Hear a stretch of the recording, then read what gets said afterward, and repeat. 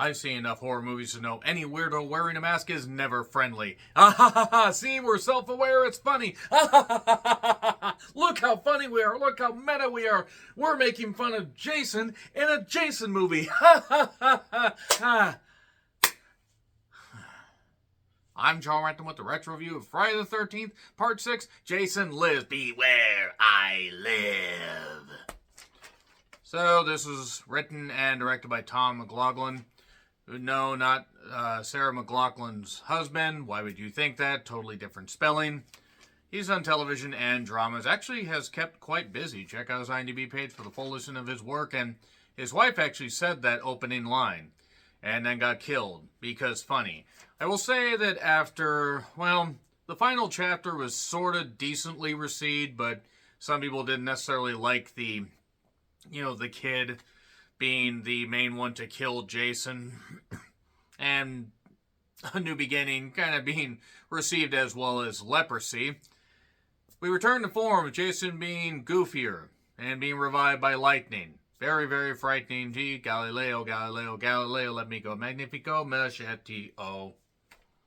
Yeah, there's really not a ton to this movie except it keeps the continuity of Tommy, played once again by a different actor, because John Shepherd, who was in Part 5, became a born-again Christian at some point after the finish of the 5th movie and said, I don't want to do this. Fair, whatever. I mean, I don't necessarily get it, but whatever, I guess, helps you stay away from shit horror movies.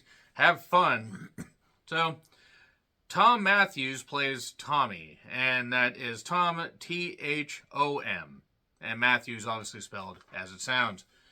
And being played by a different actor, he finally is bound, determined to cremate Jason's body, but in doing so, or in trying to do so, he stakes him with a metal rod, and then the vision is proven that when lightning strikes a dead body, it is revived because movie magic. I think that's how that saying goes, and from there, Jason is now an unstoppable killer that deals with goofiness and randomness and attacks more people at a camp. So yeah, as far as the formula, it pretty much stays the same. This one was a little less successful than the previous entries. In fact, it was noteworthy of being the first entry to not earn at least $20 million at the box office.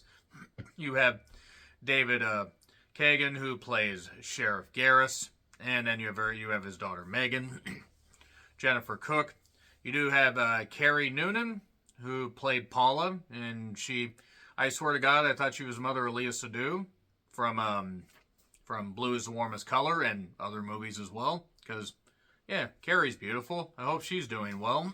And various other people that get killed randomly, because Jason is back to form, just killing people. So, let's talk about the budget. $3 million.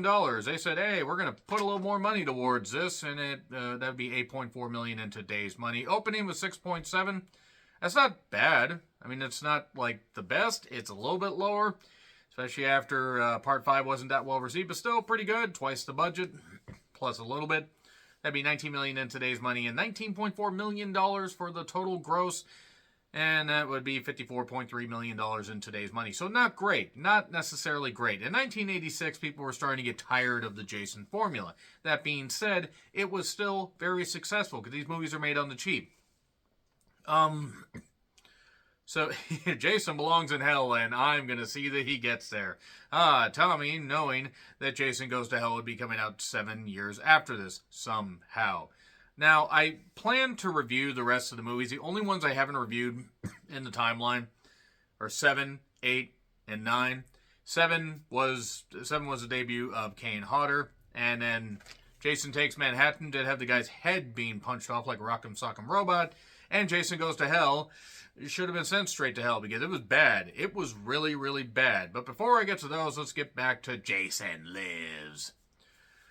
So yeah, dig up the grave. Jason gets revived. Jason punches his hand through the guy's chest. His friend there, Hawks, I believe. And then Tommy runs right into the sheriff's office, and he's arrested. Because Sheriff Garris says, oh, your family was killed. I feel bad, but you're nuts. You escaped a nut house. Apparently, he was at another nut house. This was described very, very quickly. This movie's a few minutes shorter than the rest of them, mainly because they cut out the goddamn recaps that they usually include.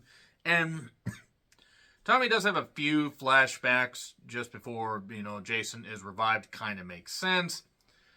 And then this couple, including the director's wife and her, on-screen husband, they get stuck and he gets killed after trying to shoot Jason. That doesn't work. Then she gets killed. And this is all because Jason doesn't take American Express, because an American Express card was floating in the goddamn river, I guess. And it's Camp Forest Green, Lake, Crystals. No, there's a bunch of kids. God, Jason, please take care of these annoying little shits. Now, in all seriousness, the kids are almost a backdrop. This movie's a little bit funny, but it's also a little messy. The paintballing thing went on a bit too long, I think. That almost seemed like it was from a Police Academy movie. The three-way decapitation was a pretty cool shot. And then Jason getting hit with the paintball and just looking and saying, fuck you, I'm going to kill you. And at one point, Tommy gets besieged by the sheriff and his deputy, and he's just waiting to try out his mail-order laser scope. Man, Nintendo could never bring that to market. If you get that Nintendo reference, I love you guys. It's the Nintendo Laser Scope 6. Okay, so I pretty much just said it right there. There's a dumb nerd named Court who's wearing headphones. Well, actually, he's more of an idiot. He's not necessarily a nerd, but he's kind of a meathead. And he's wearing headphones, much like Viv did in Part 5. The actress who played Viv is beautiful, by the way. And Court's telling stories about Indians and rocks, and he doesn't tell it very well because Court, the character, is a moron.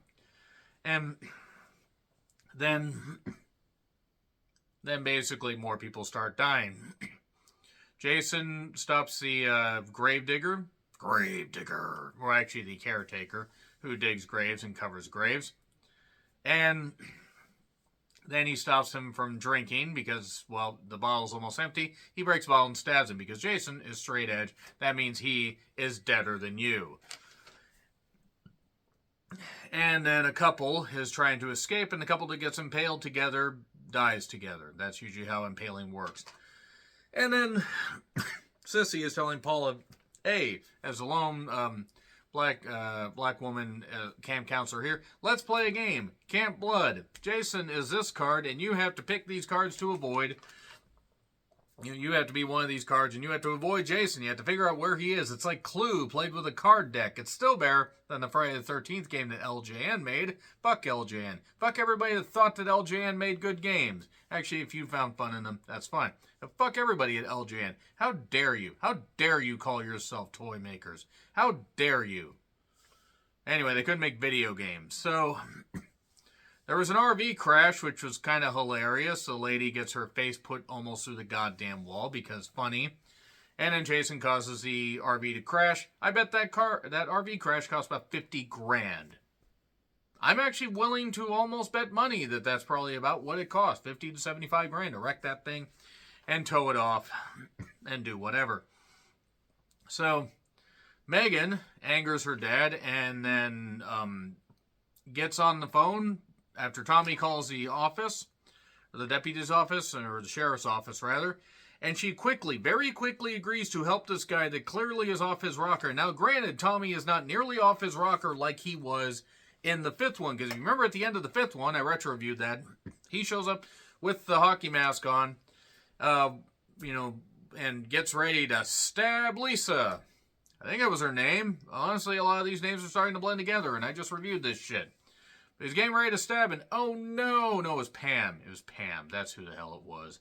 So then Sissy, after realizing, oh no, I'm the only black person, I need to do something stupid, get drugged through a window, outside, my head twisted off. Ouch!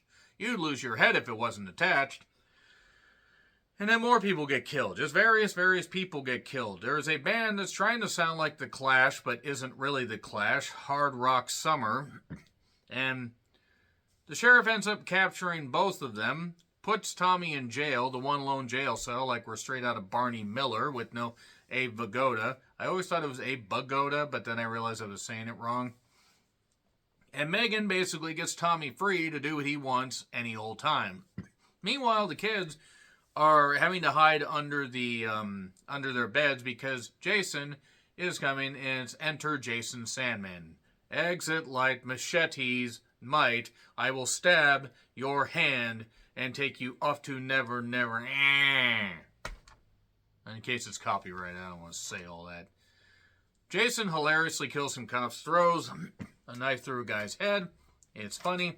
Tommy gets some supplies, including chains, and then finds a rock.